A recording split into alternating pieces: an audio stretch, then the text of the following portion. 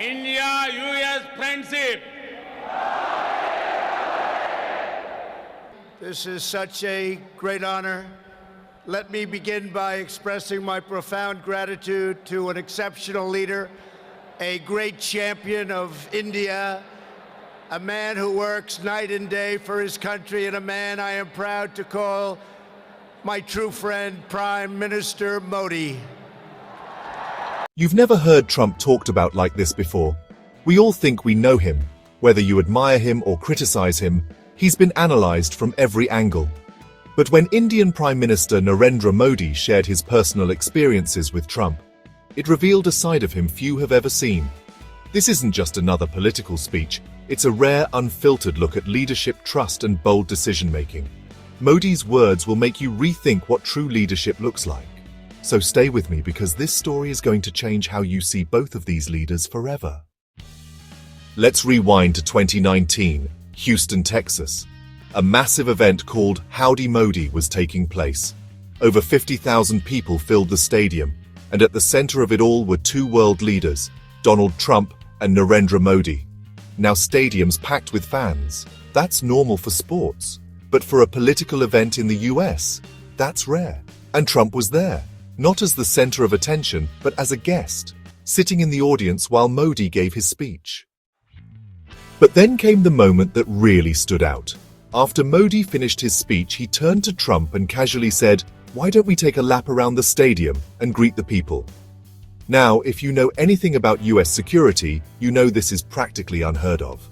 The president walking through a massive crowd, no controlled environment, no heavy security measures. That's almost never allowed. The Secret Service would normally shut that down instantly. But here's where it gets interesting. Without hesitation, Trump said yes. He stood up, walked beside Modi, and started making his way through the crowd. His security team was caught completely off guard, but he didn't care. He trusted Modi in that moment, and he was willing to break the usual security protocols to connect with people directly. Now, whether you love or hate Trump, this moment reveals something the media rarely focuses on. We often see politicians through headlines and news clips, but what we don't see is the real human side of leadership. The decisions made in the moment, the relationships built behind the scenes. Modi himself admitted that before meeting Trump, he had been given all sorts of briefings, and there was already a perception built around him. But when he met him in person, he saw someone different. He saw someone who, despite what the media said, was deeply engaged, respectful, and willing to connect on a personal level. And here's where it gets even more interesting. This wasn't just a one-time moment. Over the years, Modi and Trump stayed in touch, even when Trump was out of office. Mutual friends and contacts would often pass along messages, and each time, Trump would say, "Modi is my friend, send him my regards." How often do you see that in politics? Two leaders from completely different parts of the world staying connected beyond their official terms. That says something about the kind of relationship they built. But there's another story Modi shared that adds even more layers to this. The first time he visited Trump at the White House, he expected the usual diplomatic routine, formal greetings, structured meetings, everything planned in advance. Instead, Trump did something unexpected. He personally took Modi on a tour of the White House. No scripted guide, no notes, no assistants feeding him information. Trump just started showing him around, pointing out historical artifacts, explaining the significance of different rooms, and sharing details about past presidents like Abraham Lincoln. Now, why does this matter? Because it showed Modi that Trump wasn't just a businessman turned politician. He was someone who deeply respected the history and legacy of the United States. He wasn't just occupying the presidency, he honored what it stood for. Fast forward to today. Trump in his recent statements called Modi a much tougher and better negotiator than himself. Everybody loves him, but I will tell you this, he's very tough. And coming from Trump, the guy known for his tough business deals, that's saying a lot. But when asked about it, Modi's response was simple. "I always put my country's interests first." That right there is the key. That's why these two leaders connected. Trump stood for America first. Modi stands for India first. Both of them believe in putting their nations before anything else. And that's something that resonated beyond politics. Now let's step back and look at Modi himself. The life of Prime Minister Modi underscores the limitless promise of this great nation. He started out by his father's side as a chiwala, a tea seller. This is a man who rose from humble beginnings, selling tea as a child, to becoming the Prime Minister of one of the world's largest democracies. His leadership style is bold, decisive, and focused on results. One of the most significant reforms Modi undertook was tackling deep-rooted corruption and inefficiency in India's government programs, something that had plagued the system for decades.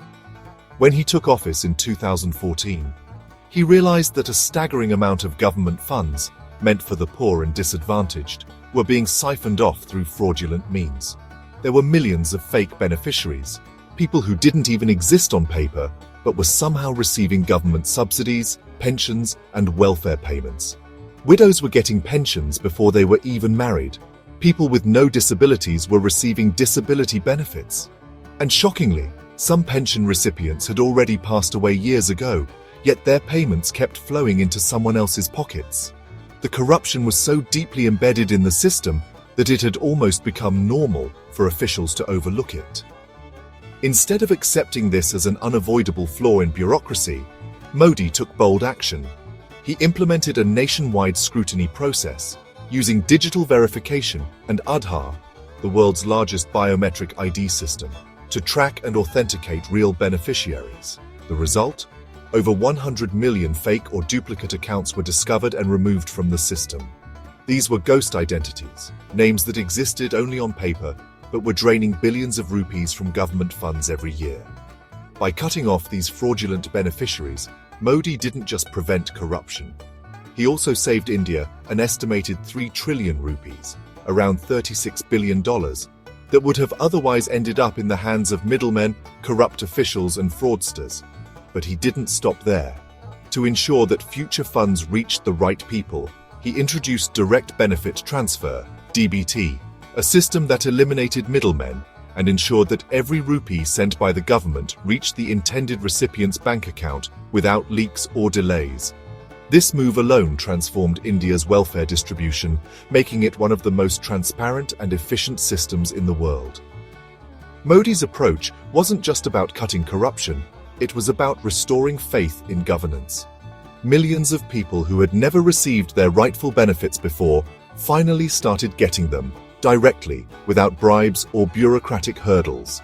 And that's what makes his leadership unique.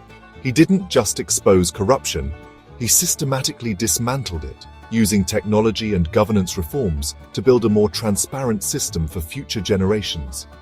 And this is why he and Trump share a similar approach. Both of them believe in breaking traditional bureaucracies to get things done. Whether you agree with their methods or not, you can't deny that they've shaken up the political landscape in ways few leaders have before. So what can we take away from all of this? Beyond politics, beyond the media narratives, there's something deeper happening here. Two world leaders, one from the East, one from the West, connected not just as politicians, but as individuals who shared a vision of strong, independent leadership. And whether you support them or not, these stories give us a different perspective, one that reminds us that leadership isn't just about policies. It's about character, decision-making, and the ability to trust and connect with others. So now, I turn the question to you. Does this change how you see Modi and Trump? Let me know in the comments below. And if you enjoyed this video, please like, subscribe, and hit that notification bell. More incredible content is on the way. Until next time, stay curious, stay informed, and take care.